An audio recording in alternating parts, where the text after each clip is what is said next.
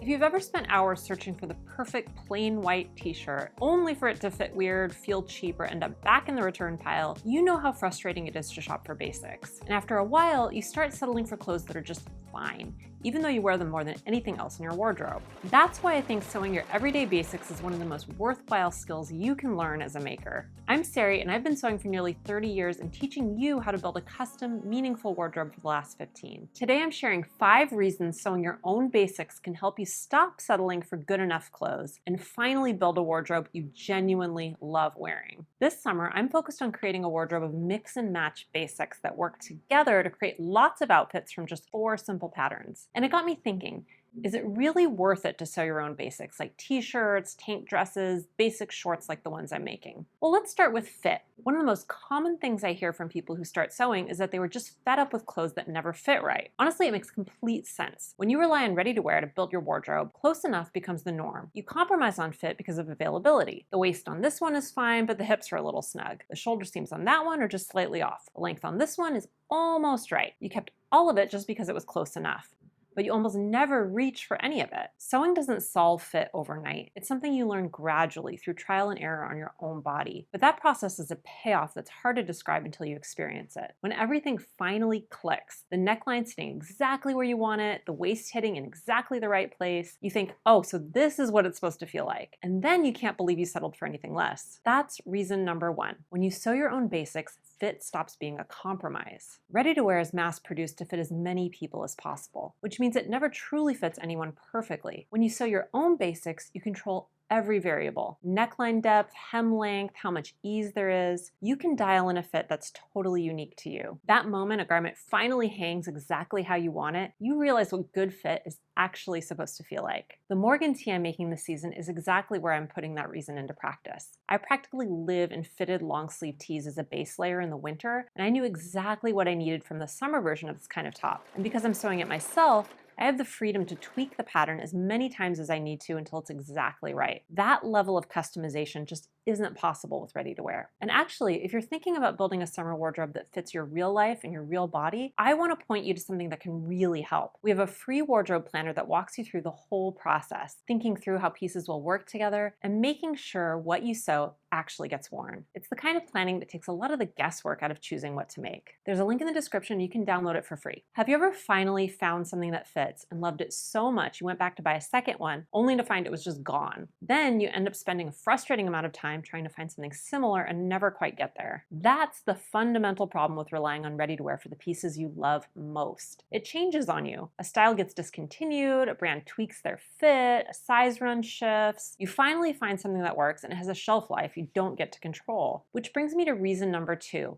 Sewing your own basics means the pattern is reliable. Nothing changes without your input. When you sew your own basics, you get to call the shots on fit. And once you've dialed things in, you have a pattern you can come back to again and again. Make the same tee in 5 different fabrics, the same pull-on shorts and linen for summer and flannel for winter. There's no more guessing because the fit is already solved. This is exactly why I'm using the leaf pajama pants for the shorts I'm sewing this season. I practically lived in the cotton shirting pair I made this past winter. So now I'm taking that same pattern I already know and trust and shortening it into boxer shorts. I don't need to do a muslin. I can just take what I learned from my first pair and remake them over and over. The pattern predictability is what makes this such an easy win for my summer capsule. Fabric choice can make or break a garment. A silhouette that you look right past in a solid can be a total showstopper in a print. When you shop ready-to-wear, these are decisions that are completely out of your control. You're stuck choosing from whatever colorways happen to be trending that season. But when you sew for yourself, fabric becomes part of the creative decision-making process. And that's reason number 3 for sewing your own basics. A simple silhouette becomes a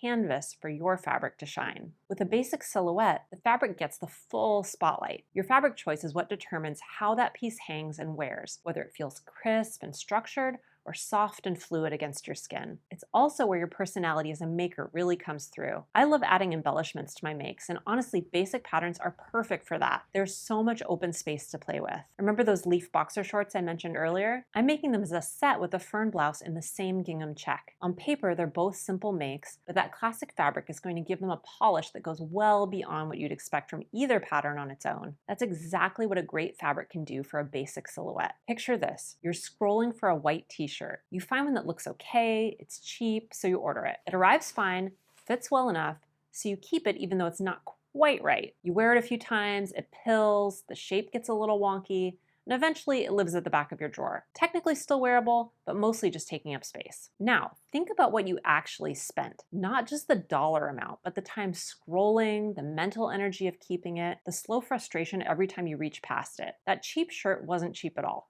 It just spread its cost out in ways that are harder to see. So here's reason number 4. A well-made basic earns its cost back faster than almost anything else you sew. Let's be honest, if you're comparing sewing costs to fast fashion prices, the math almost never works in your favor. Here's a more useful calculation. Cost per wear. What something costs you divided by how many times you actually reach for it. A garment that fits you perfectly in a fabric you love gets a little cheaper every single time you put it on. Basics are where that calculation pays off the most. You reach for them constantly, so the cost per wear keeps dropping. The citron dress I'm sewing this summer is a perfect example for this. A black knit tank dress is just about as simple as it gets, but it's also something I'll wear constantly. When I travel, I always pack one because it layers so easily. A button up over it during the day, a shawl and sandals for dinner, a light sweater when it gets cool. A dress like that will earn its cost back faster than almost anything else I could sew because I'll wear it 100 times, not 5. This is the exact kind of thinking the free wardrobe planner is built around. It helps you map out which pieces are actually going to give you the most mileage in your real life and how to think through fabric and modifications before you start. So if you haven't grabbed it yet, the link is in the description. This next reason is a little philosophical, but I want you to think about the pieces in your wardrobe that you actually take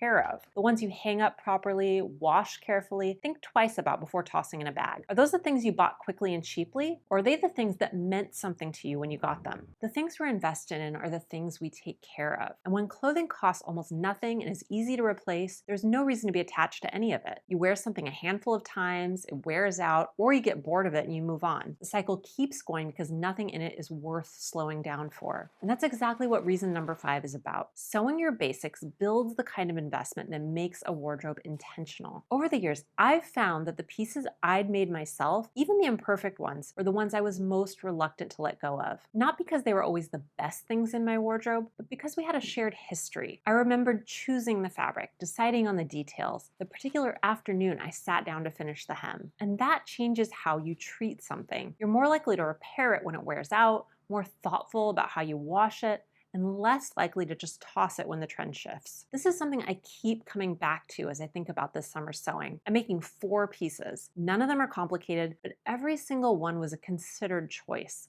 I looked at my actual life, the actual summers I have, gardening, walking the dogs, heading down to the river, and I chose projects for that life. That's not accumulation, but it's curation. And that shift is one of the most meaningful things sewing has given me. If you're looking for a place to start building out your basics wardrobe, these patterns are the ones worth coming back to again and again. Reliable workhorses that keep earning their place in your rotation. You've already heard me mention the Morgan tee a few times in this video, and there's a reason for that. It really is the perfect place to start. It's a close-fitting crew neck tee with a clean band neckline, the kind of shape that layers beautifully under overalls or a slip dress, or just works on its own with jeans. I'm making mine in a white pointelle knit this season, but this pattern works in almost any jersey. Once you've got the fit dialed in, you'll want to make it in everything. If tanks are more your thing, the Julia tank is your answer. It has a flattering scoop neckline and a relaxed fit that mixes easily with whatever you already own. The bound neckline and armholes are a great opportunity to play with contrast binding, and it's a really approachable way to practice working with knits if you're still building confidence there. The leaf pajama set is one I keep coming back to. I made the pants in a cotton shirting with this silky hand. It feels genuinely luxurious against the skin, which is exactly what you want in something you're going to wear every single day. But what I love about Leaf is how adaptable it is. This summer, I'm shortening the bottoms into boxer shorts in a crisp gingham, and they're going to be completely different garments. If you've been on the fence about this one, consider it your permission to just make the bottoms first. For something a little more elevated, the Wit joggers are worth a look. They're a mid-rise woven jogger with a tapered leg and patch pockets, the kind of pants that look like you tried without actually trying. The woven fabrication is what makes them feel special, and this is a pattern where you can really have fun experimenting with fabric. So a lot of people will balk at the idea of sewing something as basic as underwear, but once you've made your own, it's genuinely hard to go back. The flow undies pattern is free. It's a great way to use up knit scraps. They're designed as period underwear, but if you don't need that functionality, you can just skip the absorbent layer and have a really comfortable everyday pair. It's one of those makes that feels almost too easy for how satisfying it is. Now that you've got your basics dialed in, the next step is making things you never thought you could. If you've ever eyed something in a boutique and thought, I could never afford that, you might be surprised. Watch this video next.